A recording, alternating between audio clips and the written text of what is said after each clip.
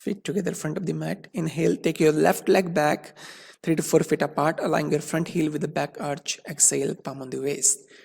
Inhale, open the arms sidewise. Exhale, lean towards the right side, catch your ankle, big toe or shin bone, open the chest, raise the left arm up, look at the left palm, very gently, breathe. Try to align your body, align your front leg with the back leg, torso over the front leg. You can go up towards the knees if you are a beginner. You can catch your big toe if you are a practitioner. Try to stay here 5 to 8, breathe, slowly, long and deep. Very gently, inhale, come up to the center, palm by the side. Exhale, palm on the waist, feet together. Repeat other side.